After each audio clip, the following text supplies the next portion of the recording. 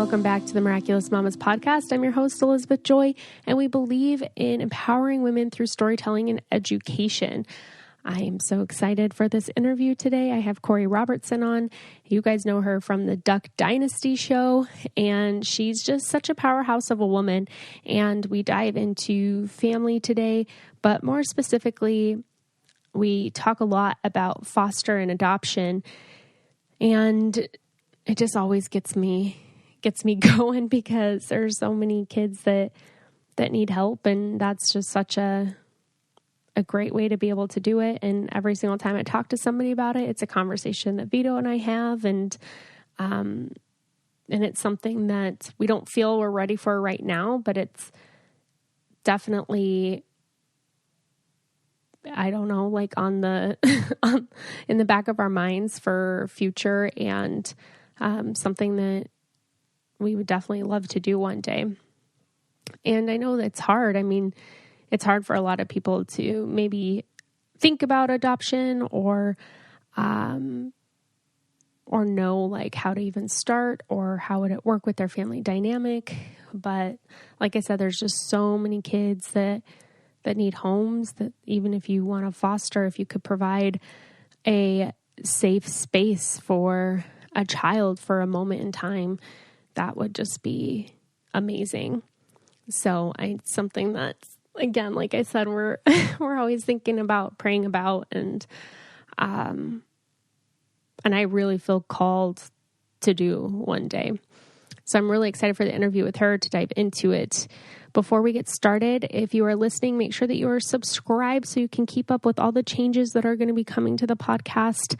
A new title, some new content, and it's just going to be awesome. So I want you guys to stay in the loop, stay informed, make sure you're subscribed so that you do not miss out on any of that. Also, make sure you leave a review. The reviews help the podcast get seen. It helps get it out there more. The more reviews we have, the more it kind of puts it back to the top of the list on whatever platform you're listening. So that just means the world to us. And I just want to thank all the people who have taken the time to leave us kind and just heartfelt reviews. It means so much. Make sure that you're also following us on Instagram, Twitter. Actually, I really don't use the Twitter that much, but you can follow us on there if you want, but mostly Instagram, and then the Facebook group. Join the Facebook group where we get more vulnerable, where we share a lot more. It's just such a supportive group of people. If you have parenting questions, if you want to feel like you're not alone, it's a great resource to have. Also, look out on my website. I'm going to be coming out with some new stuff, posting some more blogs, and just kind of updating things on there as well. All right, we're going to go ahead and dive into this interview because, like I said, I just have such a great time chatting with Korie. All right, everyone, I have Korie Robertson here, and I'm so excited to talk with her. She's definitely somebody that I look up to as a woman of faith and wanting to change the world for a better place, and I'm so excited to talk with her. She's known from Duck Dynasty, right? But so much more than that. She's a speaker, author, philanthropist, mother, wife, and a new grandma. So we're so excited to have you on the show today. Thanks so much. I'm really honored to be here and to talk about my favorite subject, being a mom and now a grandma. Yeah. Oh my gosh. So let's talk about the grandma part first. I mean, you just had 2 grandbabies. Yes, 1 month apart. Oh so gosh. Mary Kate, my daughter-in-law, had her little girl Ella in April, and then Sadie just had her little girl Honey. So I now have 2 grandsons that are close in age, and then 2 granddaughters, which is so much fun. Oh my gosh. Yeah, that's so much fun. How old are your grandsons? Zane is like 2.5, and John Shepherd is 1.5. Okay. And they are hilarious. They're into everything. It's such a fun age when they start, talking, and you start really like seeing their little personalities really come to life. And they're just funny little kids. I mean, I'm sure everyone thinks their kids are funny, but they're so funny. They have the best personalities. I know. I tell my husband all the time, I'm like, I know I'm biased, but our daughter is like the funniest and cutest, Right. You can't help it. That's the way it's supposed to be. Yeah, for sure. So you actually got to watch your baby bring a baby into the world. And I'd love to just kind of hear your your thoughts and experience on that. That had to have been so incredible.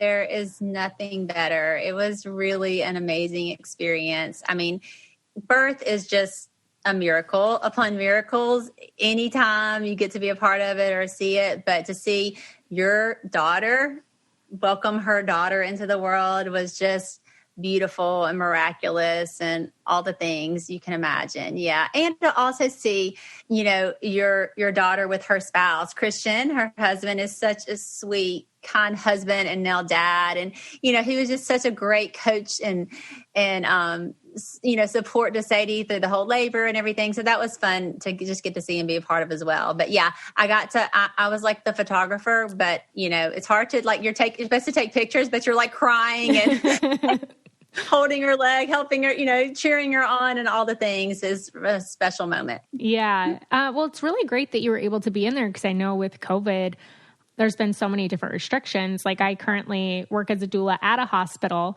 and it's been so limited, like who they've allowed in the room. When I gave birth in September, only my husband and my doula were allowed. So it's great that you were able to be there. Yes, we were so thankful. Thankfully, we're kind of coming to a new phase, I think, with the rollout of the vaccines and just COVID, not being as widespread in our area as it was at one time. So some of those restrictions have been loosened here, and we're so thankful for that. Mm-hmm. All right. I want to dive into some motherhood stuff with you because you have a little more experience in it than I do. And, and like I said, you're just it's been fun watching your family grow up. And one of my fears becoming a mom is that there's only so much you can control. And that's the way that it's meant to be, right? I know once I brought my daughter Jovi home from the hospital, I'm like, there's so much out of my control. If I could just control this world around her and keep her safe and keep everything perfect, I know she'll be okay, but we can't. And along with that goes also trying to raise them in your faith and in what you believe and wanting to be good people. And I'm so scared I'm going to just have these kids who are rebellious and horrible. So how did you do it? How do you have all these kids and they all turned out to be good human beings? Oh, well, thank you. Our kids are good human beings. I'm very proud of them for that, but they're not perfect and neither are we. And so we're all going to make mistakes and we're not going to be perfect. We're all going to, go down some paths that we're got to course correct and come back to where we need to be in life. But I do think that is pretty much the first thing that God starts teaching you is how little control you have from the time you're pregnant to everything, whether you're going to have a boy or a girl, the day you're going to deliver, all those things you start realizing that I'm not in control of this. And that's probably kind of the hardest thing about motherhood because then these little humans that are your heart are walking around on the outside and you're having to, watch them make choices that sometimes aren't right for them. And you're like, oh God, just bring them back. But I think that's also the most beautiful thing, just knowing that we have a God who loves them even more than we do, which doesn't seem possible, but he loves them so much and he's with them. And, I think it's, when they're little, it's just trying to just implant that in them. We really tried to I always thought of our kids as I wanted them to have really strong roots, like a tree with these deep roots that go so deep that whenever tough times come, because they're going to come, we know our kids are going to experience difficult things in this world. But, when the tough times come, when the winds are blowing and the storms here, they have these deep roots that remain. And so I think that's kind of the imagery that I always thought about with our kids, just try to really dig their roots deep and when they're young. And so when they're old, they're there. They're already there. They're already established. Mm-hmm. I know. That's so hard though. It is. Where has faith really helped you in motherhood? Prayer, Yeah. A lot of prayer, a lot of giving it up to God and, knowing that you're going to make mistakes. And then also I think grace, giving yourself grace for those mistakes and, forgiveness, asking for forgiveness. There's times when you're going to mess up and not be perfect as a parent and just say, hey, I really screwed up there. I shouldn't have yelled or I shouldn't have said it that way.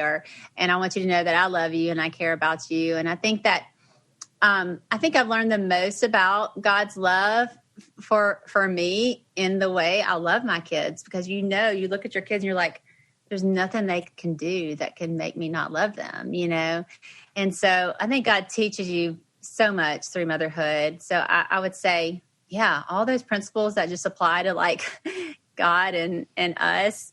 You look at how to, He's our Father, and how are we, caring for our kids. And so I do think that it is important that as parents that we are, we take that seriously, the model of that, because we are the first experience our kids see how a relationship with someone who like loves me and is an authority, like we're an authority over our kids, God's authority over us, but like loves us with that unconditional love, that grace-filled love, that love that's full of forgiveness and understanding and gentleness and compassion and all those things, because we are kind of modeling what that relationship with us and God looks like.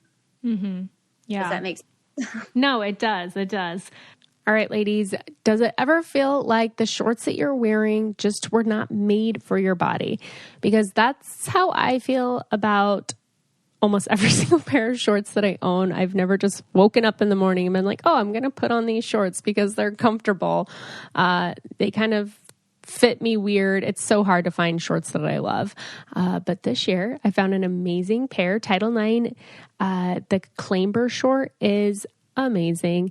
Title IX gear is made by women for women, and the Clamber shorts are made out of super stretchy, abrasion resistant fabric so that they're basically indestructible. And mom life, you need some indestructible clothing. And thanks to the wide, comfy waistband and tons of pockets, you can wear them all day, no matter what you get into. The Title IX gear and apparel is built to perform and made to last, from innovative swim pieces to bottoms that actually fit you. And every product is designed for women seeking out their next adventure. And that includes just the motherhood adventure as well. What I love about the Clamber short is that I could take them on a hike, a walk, to the dog park, and they're still comfortable, but then they're also cute enough to rock anywhere else I go that day. You can just take them on the go, and they have found that they are their go-to, go-hard shorts that Title IX has. And right now, Title IX is offering the listeners $10 off and free shipping on orders over $100 when you visit Title9.com/mamas. Go to Title9.com/mamas for $10 off and free shipping on your order over $100. That's TITLENINE.com/mamas. I feel like there's just so much pressure. I guess I feel in my own life right now, because my daughter's only 8 months, so I have we're not really parenting yet, it's just still the fun. But you're not training really yet. That's right. Yeah. Right. Exactly. There is a crossover. I've talked about that with our kids who are now they're entering the toddler years. Yes. You do go from that, we're just caring for their needs, making sure they're fed and loved and feel secure, to I actually have to train you and teach you. And whenever, they hit 2, they start thinking the world revolves around them, because it has revolved around them for the first 2 years of their life. And then you're like, oh no, this is a big world. Mm-hmm. You have to kind of fit in it. Mm-hmm. And that's when the real training comes. Yes. Mm-hmm. Right. And I feel like that's where, in some ways, we're all going to end up screwing up our kids. And that's what I'm terrified of. No, you're not. You're not. You've got this. Yeah. You've got it. Yeah. I think it's important to remember that kids thrive they need boundaries. They need that. That's where their security comes from, is when they have that predictability of knowing, okay, if I do this is the reaction that's going to happen. If I disobey, then we're going to have time out. We're going to have some discipline that's involved, but also there's that idea that we all function well over that security of boundaries. Okay, at night, I'm going to have my bath. I'm going to get in my bed. I'm going to have these things that just make me feel secure. And boundaries as far as training and rules all go along with that as well. Mm-hmm. Right. Well, like you said, they're going to grow up, and you hope that they have those deep roots. Mm-hmm. And, so you got married really, really young, and then both your daughters, Sadie got married young, and now your other daughter's engaged. and she's young. And do people ever say things about that to you? And how do you trust that they are mature enough to make their own decisions? Yeah, we definitely, well, being like in the spotlight, people have an opinion on everything that we do, So definitely whenever we announce about Bella getting married, there's a lot of opinions on whether or not she's too young. But yeah, I was 18 when I got married as well. And probably not mature enough, of course, who's mature enough to get married. But you figure it out. And that's kind of, Willie and I say, we kind of grew up together. We grew together. We changed, and anytime when you get married, you can get married at 30, you're still going to grow and change and evolve. And, so, we just try to do that together rather than apart. And so, I love all of the spouses, all the in-laws that have come into our family and our life, and feel really thankful and know that kind of, God has his hand on them, and they're going to have struggles just like we did, just like everyone else did. But, they're going to get through it together. Mm-hmm. So one thing that you talk about is kind of choosing a family theme to grow. Mm-hmm. What does that mean?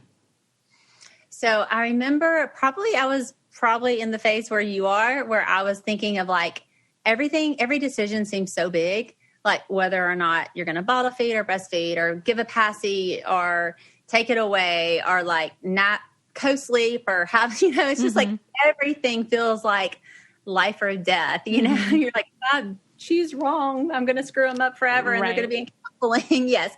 I remember feeling that, or, like when did they start, what preschool they go to, or whether you homeschool, it just all feels so heavy. And I remember thinking, actually I was at like a little women's Bible study and someone said, what are the values you want to instill in your kids? And it was just this moment that I was like, oh, it's not really about all the little choices. It's about the values that you instill in your kids and to help them to become adults that are happy and healthy and functioning and faithful. For us, that's the important part. Faith is so important in our lives. And so the two that came to me were strong and kind. And so we kind of just made that like our family motto. That was like, whatever our kids are, I don't care if they they're a school teacher or a veterinarian or they are a lawyer or a doctor. I don't care what they do in life. I just want them to be strong and kind in whatever it is. And I think for me, that kind of just simplified it. It was like, okay, I can do that. Like I can how do I foster that? How do I foster that strength? And so in times whenever I wanted to step in and fix a problem for them, I was like, no. Like, I remember I want them to be strong. So I need to let them solve that for themselves, and then for kindness, that's for others, and so the times when I maybe was tempted to not be kind to somebody, at the grocery store or whatever, I was like, oh, no, I want them to be kind. So I have to be kind too. And so for me, it in some ways kind of simplified it. It made some of the little decisions seem not so big and just helped me focus on what's really important in life. Mm-hmm. Yeah, that's a really good idea. And I feel like that's a conversation I want to have with my husband. Always like, okay, let's choose like a family theme. And then that's like what we really want to foster in our children. Yeah. And, there's so many values and they all kind of come together, but I wrote a book called Strong and Kind, and I talk about some of the different values, and if you're not going to go wrong, choose two values that are just important to you that you think, okay, this is what my kid needs to succeed in life. And this is how I'm going to foster that. And it does, it kind of like, it how you parent, it will kind of help shape how you parent. I remember there was one time Sadie was, we were at a water park. And she was little. She was like 4 or 5. And Sadie's my one that's like always, she's very competitive. She wants to, she's going to get out there and do it. She's the one that's like, she wants to make the basketball team. She's going to shoot 100 baskets every day. And she was like 4 or 5. She was little. And she wanted to go across the monkey bars, across the water. And she could swim and everything. But she started doing it. And I could tell she was struggling. And her arms were hurting, And I said, it's okay, baby. You can drop if you want to.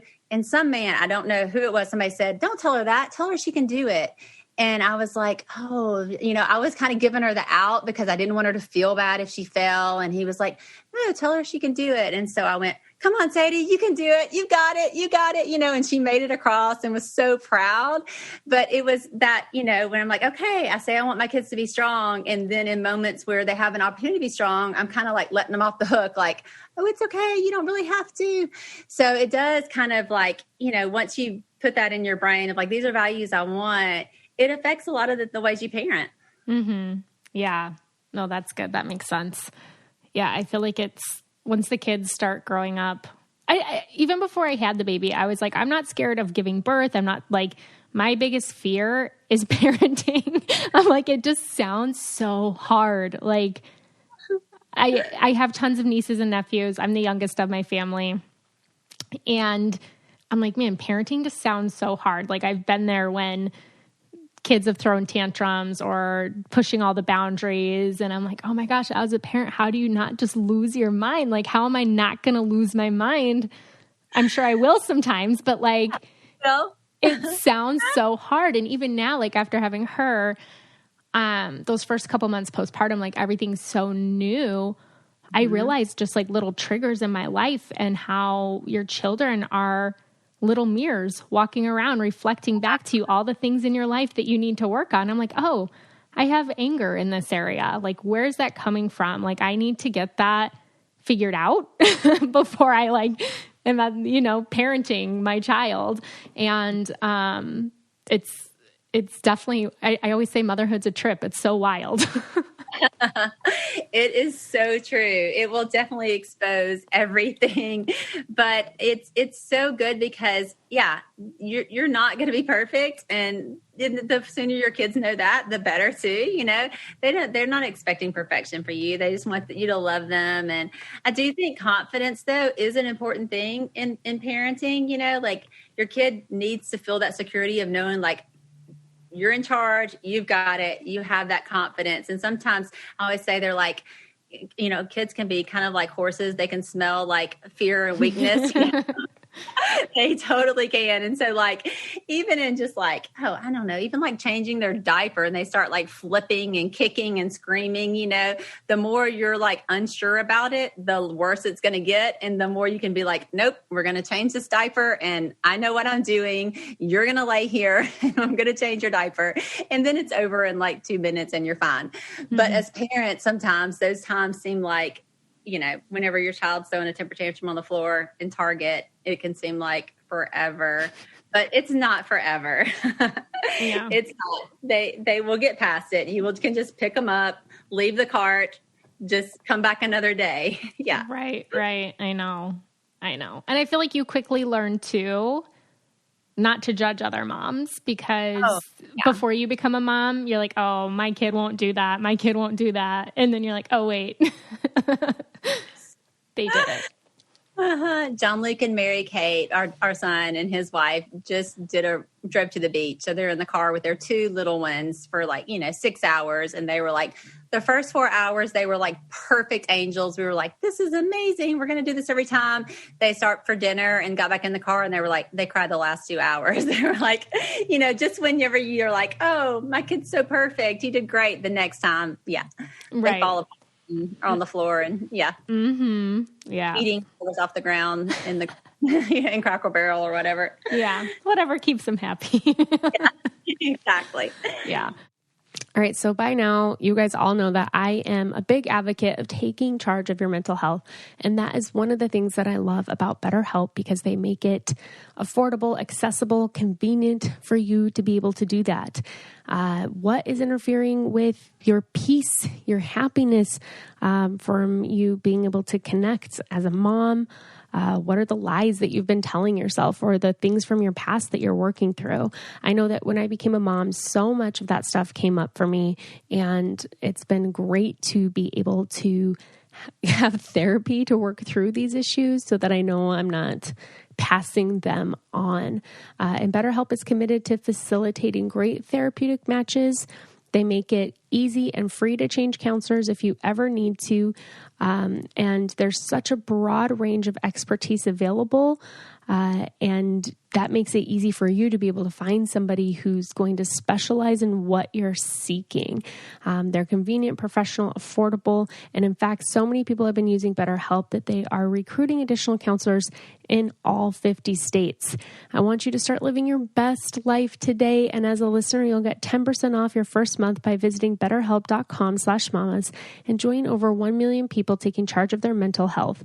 Again, that's BetterHelp, HELP.com/mamas. So I would love for you to just kind of share how you've kept a solid marriage through opening a business, through a reality TV show, through kids, and now into this next season of your life. How have you kept your marriage grounded, and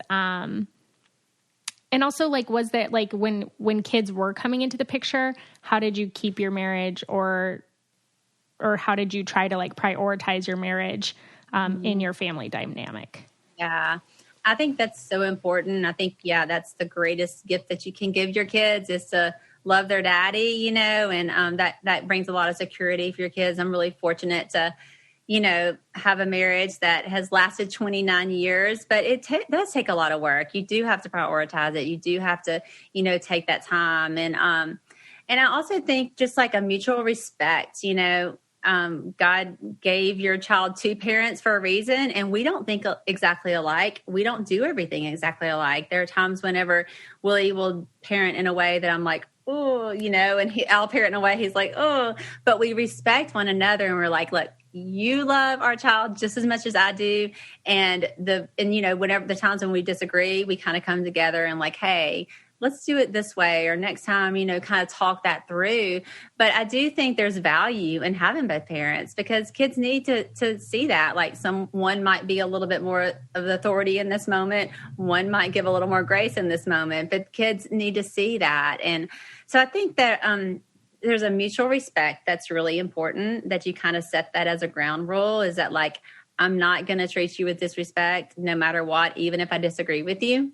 And so we can argue, we can disagree, we can have things, but ultimately, I know that your heart is right, and that, that we're in this together. We're a team. We're on the same side, and so, we haven't done it perfectly. There's been times whenever it's been harder than others. I remember one time when Willie was like, I hate to tell you this, but you've gotten really negative. And I'm like, what? I'm not negative, and then I'm like, actually, I realized about myself that when I saw him for the first time in the day, I'm telling him all the bad things that happened that day. It's like, oh, John Luke and Sadie were fighting, and, Will, just pulled all the toilet paper, all the roll, and stuff it down the toilet. He walks in the door, or we walk in the door together, and I start telling him all the negative things that are happening rather than the positive things, and it was kind of an eye-opening time for me to be like, oh, I actually like being a mom, but the things I'm saying, the words that are coming out of my mouth are not reflective of that, So there's definitely been times when he's had to say that to me, or I've had to say to him, hey, you need to step up. You're not doing your part in this, or whatever. And it's a give and take. It's a back and forth, and a relationship is not perfect. It's not all you're given 100% all the time. Sometimes you're given a little bit more, and sometimes your spouse is given a little bit more. Mm-hmm. But you've got to stick with it during those times. Right. Yeah. I feel like that's what we're learning right now. Is before we had the baby, it's our marriage is always going to be at the top, blah, blah, blah. And then you have a baby and you're in the moment. And so it is something that we definitely really strive for. Mm-hmm. But I can see how easy it is to, I don't know, just to be, I see how I can be negative sometimes. If it's been a rough day and I'm exhausted, she's still not sleeping through the night and I'm tired, or my husband's like, man, I didn't sleep well last night. I'm like, you didn't sleep well? I haven't slept in 9 months. You know what I mean? But exactly. Right. But one thing I'm learning, and that he and I, a conversation that we've had lately, is it's so important to not keep score of oh, I'm sleeping worse than you are. You had a harder day than I did. 'Cause he works construction. He's a concrete worker, so a lot of physical labor, and he has long days. And my job's a lot more emotional labor, you know? And so like, we'll be like, okay, like, let's not get in this habit of keeping score of like, oh, you had a hard day? Well, I changed 6 poopy diapers and she only took a 10-minute nap. And you know what I mean? Like, not like that's the thing that we're working on right now in this season is like not comparing who has it worse, because we really like our life. Like I love the role that I'm in, and the season that my daughter's in is so much fun. So just really trying to like focus on the blessings. But it can be hard sometimes. Yeah, that's the most tempting thing to do, because you want your like spouse to know just all that you did that day, because it feels so hard. But then you realize like, oh, I'm actually not saying the good things that happened today too, you know?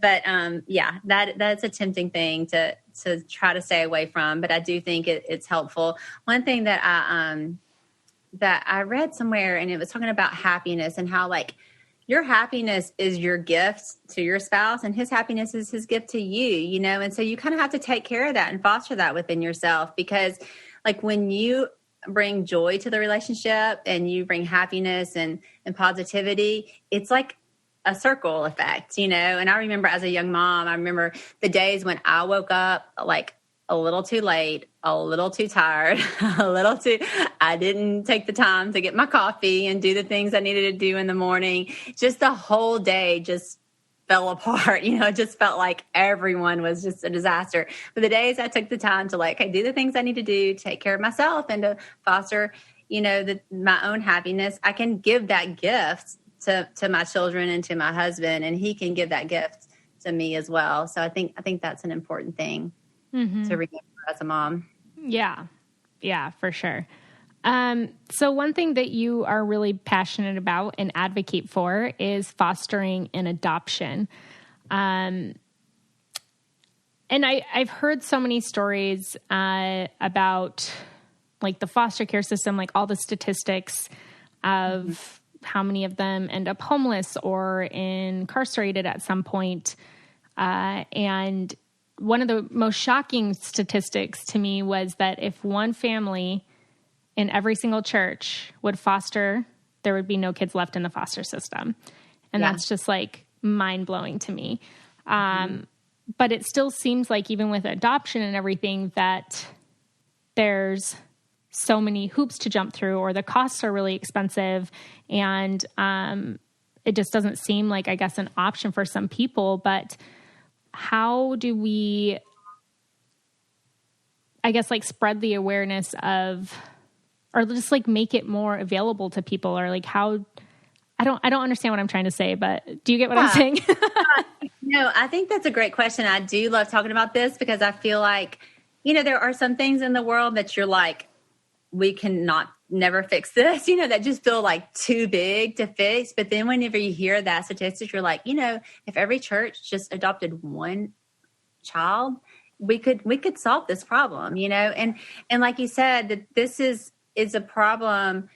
Well, one, we're called to take care of widows and orphans. That's what the Bible, James tells us, is religion. That's pure and faultless religion. So is our calling, and it is, you know, a part of what it means to, you know, walk the Christian faith is to take care of the least of these. And so I do think it's important from that perspective, of course, because of being a person of faith, but also, like you said, as a society, when we don't take care of our kids, and it hit me there was a point I actually met a girl who was telling me how she had aged out of foster care. She had made it. Was in like 9 different homes. She became 18 and she was on her own. You know, when you turn 18 and you've aged out of foster care, you don't have a family. And just thinking about our kids at 18, like they still need mom and dad, you know, they still need a little help. They need support and they need family. And it just broke my heart. And she was telling me how like she had kind of come out of that, but she said, but my brother is in prison. And that's the normal statistics. You know, most kids who age out of foster care end up in the prison system, homeless, on drugs, teen pregnancy. And, you know, so it's so important as a society that we take care of this, you know, we take care of children. And adoption is important to us because it made our family complete. You know, we love adoption. We have 3 biological children and 3 adopted. And we just are 100% believers in adoption. And it isn't easy. Whenever we adopted Will, he was 5 weeks old, and we didn't have any money at the time. We actually couldn't even afford. We had to do a payment plan for our attorney because we couldn't afford to pay the full fees for the adoption fees. But we just felt really called to it, and it's been the greatest gift and blessing. And then the foster care system is not easy. It's definitely, there's a lot of hard things about it, but it's 100% worth it. To give give a child a forever home. And that's free. You don't pay anything when you go through the foster care system. So I think that's a great option. One thing I read a statistic the other day that I didn't know. It said 1 in 25 children are adopted. 1 in 25 families have an adopted child in their families. And a lot of that is through a second marriage and step kids or whatever.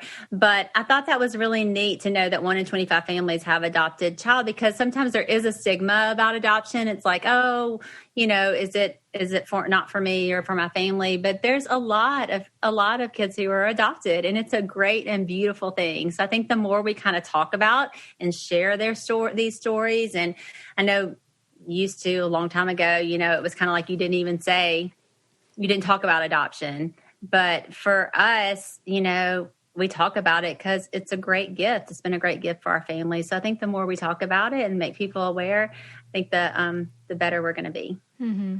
I hope to live to see one day when there's no kids left in the foster care system. That would be a beautiful thing. Yeah, that would be amazing. I would love to foster. And I'm a very... I get attached so easily to everything. And my husband is so worried that it's just going to tear me apart. Yeah, getting kids and then, having to give them up and I'm sure it would. I'm sure it's not easy. But I always say, but even if we could provide a safe space for these kids for however long, that's so worth it. It's not about you. It's not about me. Right. Yeah. That really ultimately is it. I mean, it is the greatest, it is giving of yourself, but just think of the impact that you can make on that kid's life, even for just that little bit. I know even when I've had the opportunity to travel a lot and to be able to be in areas where kids are just, really tough places. And I remember there was a woman who was a leader in this area. And she said, even just you coming here and just giving these kids a hug and rubbing their hair.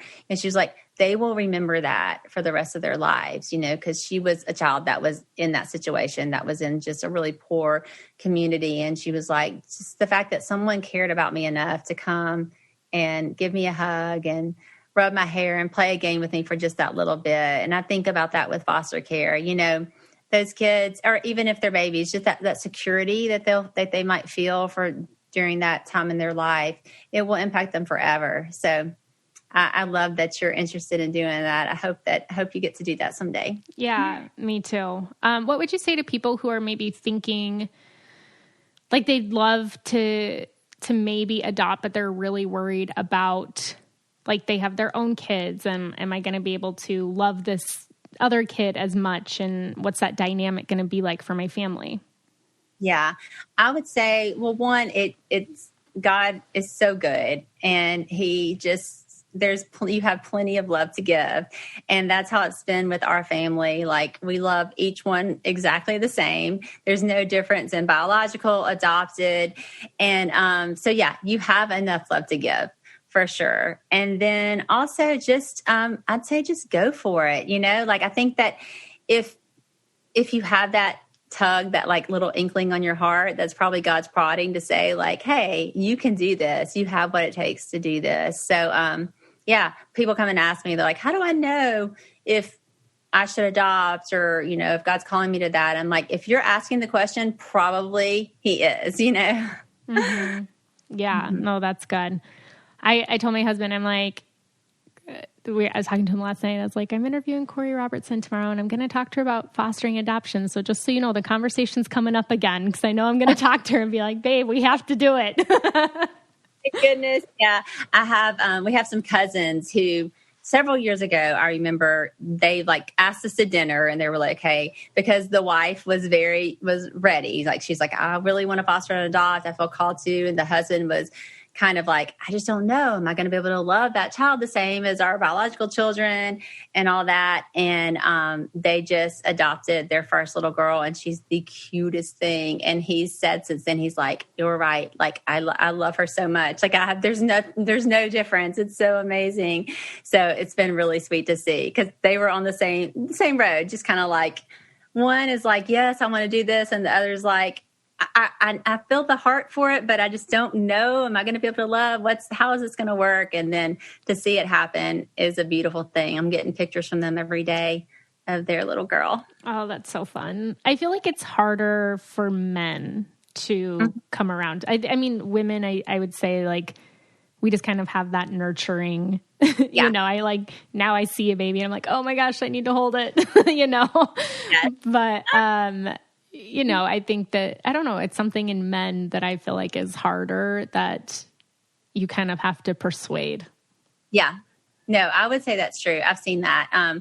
Willie from the beginning. Like, as soon as we started dating, I said, I knew I wanted to adopt early, and he agreed, and he always was kind of on the same page with me, but we have had so many other couples come and say that very same thing. Yeah. Including our, Willie's brother and his wife.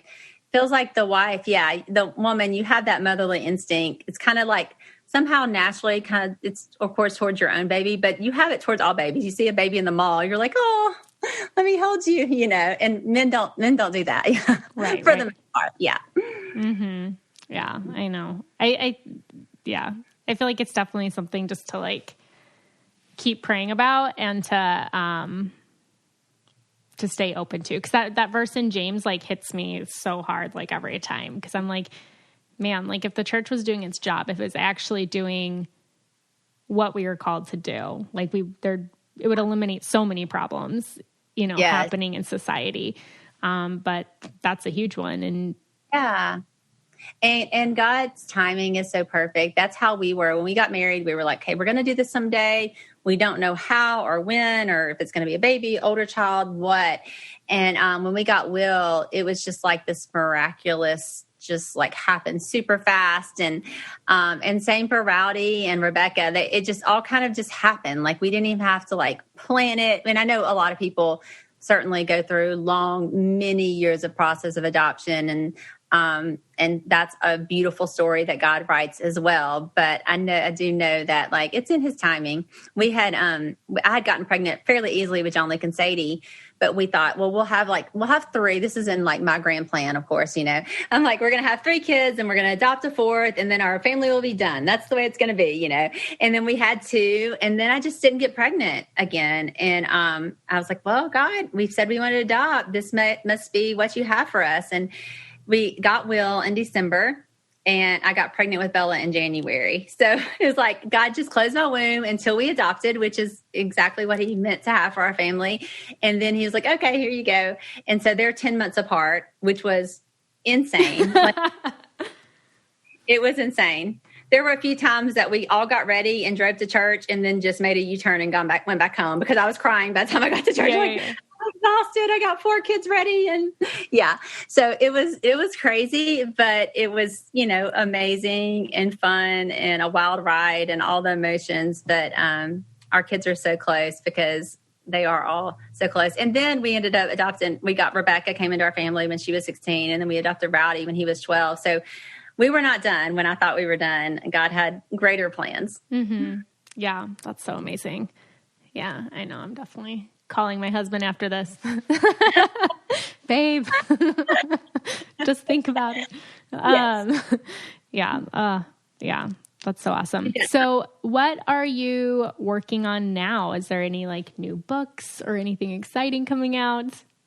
Yeah, so we actually have a new show out right now called At Home with the Robertsons. It's on Facebook, and that's been a cool experience. We started filming that in January, and The episodes have been rolling out. We have a new episode each week on like Mondays and Thursdays. And it's kind of like a talk show in our house, which has been really fun. We just invited guests from like all walks of life, all political spectrums, all sides of the fence of everything into our home, because we just feel like nowadays it's like everyone's talking, but nobody's really listening. And, everyone's yelling at each other and unfriending or blocking or, looking at each other as, okay, which side of this are you on? Where, we really feel like it's more important that we actually come together and sit down and have conversations. And for us, hospitality is a really important thing. So having people in our home, we love to do that anyway. So we're like, why not film it?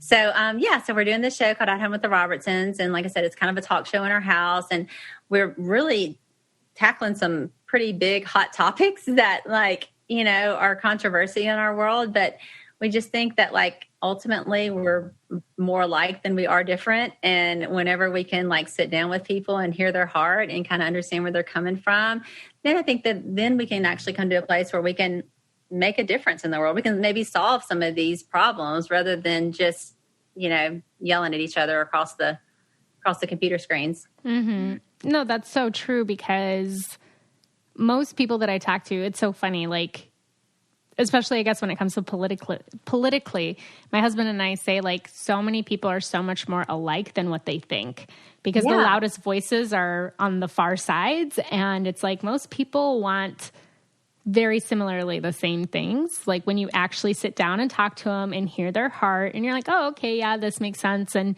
yeah, that's what I believe too. Wait, that's what I want too. And you find that you have so much more in common than what you thought. Yes, that's exactly what we hope to show on this show. Yeah.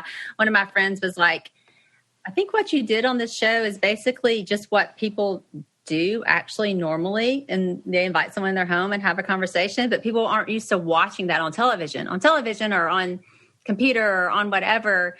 We're seeing just people yell at each other, but that's really not how we are, how we interact in our daily lives, and so hopefully we're showing that a little bit and maybe bringing people together in a way that we're not seeing a lot on television right now. Right. Yeah, for sure. So everyone go check out that show. For everyone listening, where can they find and follow you and buy your books and all of that? All right. So on Instagram, I'm Boss Hog's wife, which is an old name they used to call Willie Boss Hog. And so I'm Boss Hog's wife. And then on Facebook, I'm just Korie Robertson. And you can watch the show At Home with the Robertsons on Willie's Facebook page. And I always share them on mine as well. But where they kind of live is on his page. And the new episode is right there at the top. And you can scroll down and catch up and watch all of them. But yeah. My book, Strong and Kind, is just on Amazon. And we had several different family books out there and some children's books too. I know all mamas that are listening, we have several children's books out that children's devotionals and that kind of thing, which is really sweet. And that's about it. Other than that, taking care of family, taking care of grandbabies, and just thankful for life that we have right now. Yeah. Awesome. Well, thank you so much for taking time to come on the podcast. Thanks for having me. Enjoyed talking to you. I love following her on Instagram. So make sure you guys go check out her page. She's just, like I said at the beginning, just very inspirational. I love the YouTube show that her and her husband are doing. And it's just nice to follow some women of faith in the online spaces. And for me, I feel like that's just important where I'm at in my life right now, and trying to monitor everything that I'm taking in and absorbing and seeing, because I've found that I've kind of compared myself, been like, oh, well, this person's doing that with their kids, or this person's in better shape, or look at what, this person's doing this in their motherhood journey, and just kind of comparing myself. So I've been trying to, on Instagram, just stay to maybe not follow some of those accounts, even though they're great accounts to follow. But if you find yourself comparing, you should just kind of take that mental inventory and trying to follow just people who are inspiring, who remind me to connect every day, who remind me to pray and to be active in my faith and active with my children and be present with them. So that means maybe putting down my phone and spending more time with them. I know sometimes I'll find myself just doing stuff like on my phone, and Jovi crawls over to me and I'm like, oh, I just need to put my phone down. I need to just be present with her and to enjoy these moments, because they're going to fly by so quickly. And I know that I feel guilty of spending too much time on my phone a lot, and I know I'm not alone in that. So that's something that I'm working on right now. If you guys didn't listen to last week's episode, make sure you go back. James Barry is awesome. And I was listening back to our conversation all about organ meats, and I was like, yes. Like it's just so good, because it dives into the meat industry in our country in general. And there's just so much great information in there, and also how we're going to be able to change our industry and request more, ask more from the farmers, because they want to give us the things that we want, but it costs more money, and it's hard because it's like, okay, how much can I actually spend on meat for my family? And it's just crazy how so many things are just so backwards. You would think that raising an animal humanely in the way it's supposed to be, pasture raised, and the life it's supposed to live, and that's really hard to find. So, and there's just a lot of statistics out there, like with the factory farming. If all the crops that were grown to feed the factory farms, that could actually cure world hunger. And the emissions and the pesticides and the things that are entered into our atmosphere from that are so harsh and harming. So there's just a lot that goes into it. And I also know, like, I can spiral down a hole of things that we need to change or do better. And I just constantly have to remind myself that I'm doing the best that I can, because I love following like the non-toxic Munchkin and all of her content. And I'm trying to always cut out chemicals or toxins in our home, trying to make healthy decisions for food. I mean, don't get me wrong. I still have a sweet tooth, and I've had family in town for the last week, which has been amazing. But you know, just having food around that we normally don't have around. We were at a family reunion, and I don't have a lot of self-control right now. When I see like a cake in front of me, I'm like, oh yeah, I'm definitely going to have a piece. And there's nothing wrong with that. Like, you totally can do that. So I'm trying to find that balance in my life where it's like, it's okay to do this, and you're not going to like ruin your entire gut. And it's hard for me because I feel like I get really extreme with these things of, okay, we're throwing out everything in our house that has, you know, bad ingredients in it, and then it costs a lot of money to try to replace everything. So we've slowly made changes and trying to stick to them and just trying to do the best that we can.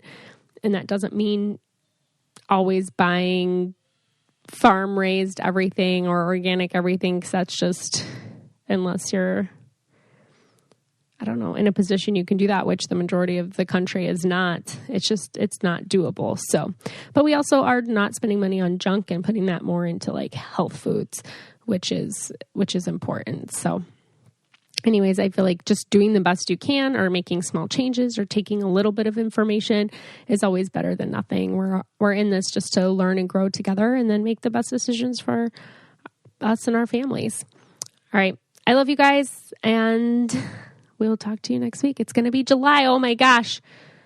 4th of July weekend, I think. Yeah, 4th of July weekend. So everybody be safe. And enjoy your family. All right. Love you. Bye. If you want to be the most interesting person at the cocktail party, well, hop on over and listen to the Brain Candy podcast. Our award-winning content will have you laughing while you're learning. We read all the best articles, books, and studies, and keep up with new TV shows, documentaries, and pop culture. And then we cram it all into 2 shows a week. Conspiracy theories, cannibal rabbits, unsolved mysteries, the history of the Walkman. There's something for everyone. The Brain Candy podcast. Find our link in the show notes. Or simply search for the Brain Candy podcast on your podcast app.